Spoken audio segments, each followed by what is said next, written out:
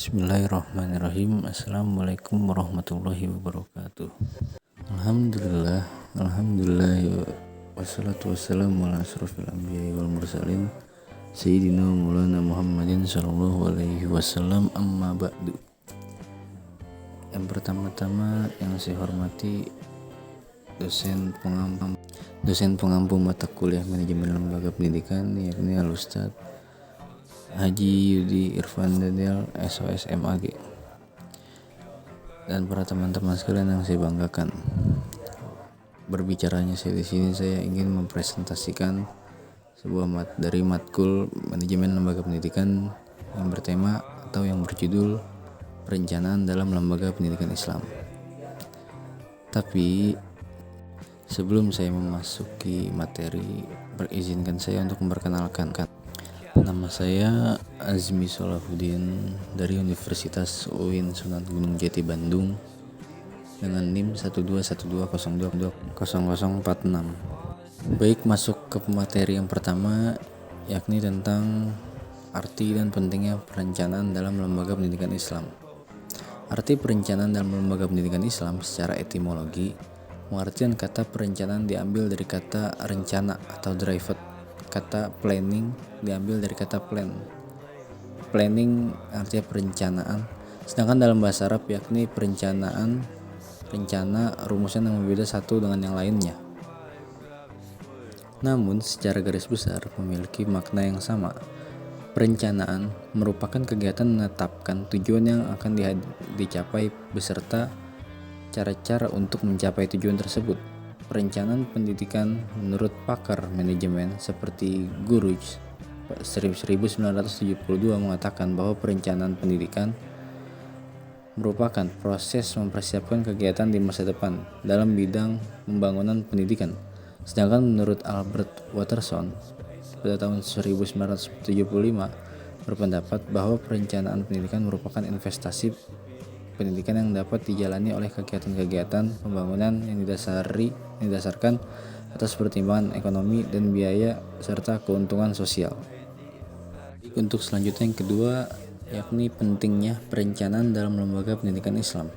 Perencanaan mempunyai posisi yang penting dalam sebuah organisasi. Tanpa adanya perencanaan, maka jalan organisasi tidak jelas ke arah dan tujuannya. Dengan adanya perencanaan akan dimungkinkan untuk memprediksi kerja di masa yang akan datang, bahkan akan mampu memprediksi kemungkinan hasil yang akan dicapai.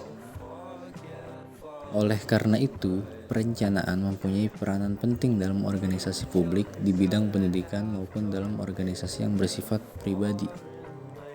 Ya baik, lanjut ke materi selanjutnya, yaitu langkah-langkah perencanaan dalam lembaga pendidikan. Langkah-langkah perencanaan dalam lembaga pendidikan Islam. Menurut Asnawir, langkah-langkah perencanaan hendaknya meliputi hal-hal sebagai berikut. Yang pertama, menentukan dan merumuskan tujuan yang hendak dicapai. Dan yang kedua, meneliti masalah-masalah atau pekerjaan-pekerjaan yang akan dilakukan. Yang ketiga, mengumpulkan data atau informasi-informasi yang diperlukan, menentukan tahap-tahap atau rangkaian tindakan. Dan yang kelima, merumuskan bagaimana masalah-masalah tersebut akan dipecahkan dan bagaimana pekerjaan-pekerjaan tersebut akan diselesaikan. Baik, untuk materi selanjutnya, yaitu yang C, konsep perencanaan strategi dalam lembaga pendidikan Islam.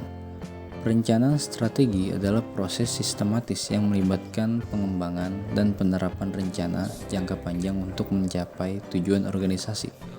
Dalam konteks lembaga pendidikan Islam, perencanaan strategis harus mencakup tujuan pendidikan yang diinginkan, serta bagaimana mencapainya dalam jangka panjang.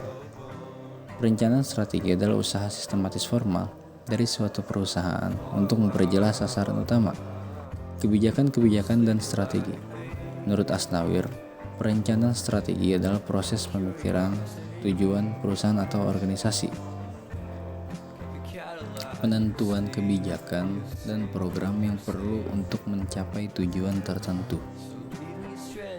Baik, untuk materi selanjutnya, yaitu yang D, konsep operasional dalam lembaga pendidikan Islam. Perencanaan operasional dalam lembaga pendidikan Islam adalah suatu proses perencanaan kegiatan yang dilakukan oleh pengelola lembaga pendidikan Islam untuk mencapai tujuan dan sasaran yang telah ditetapkan secara efektif dan efisien. Perencanaan operasional dilakukan dengan mempertimbangkan berbagai aspek seperti sumber daya manusia, sumber daya materi, dan berbagai faktor internal dan eksternal yang dapat memengaruhi jalannya kegiatan pendidikan. Baik, mungkin hanya itu pemaparan materi saya kali ini. Apabila ada kata-kata saya yang salah, mohon dimaafkan. Kurang lebihnya mohon maaf. Wabillahi taufiq wal hidayah. Wassalamualaikum warahmatullahi wabarakatuh.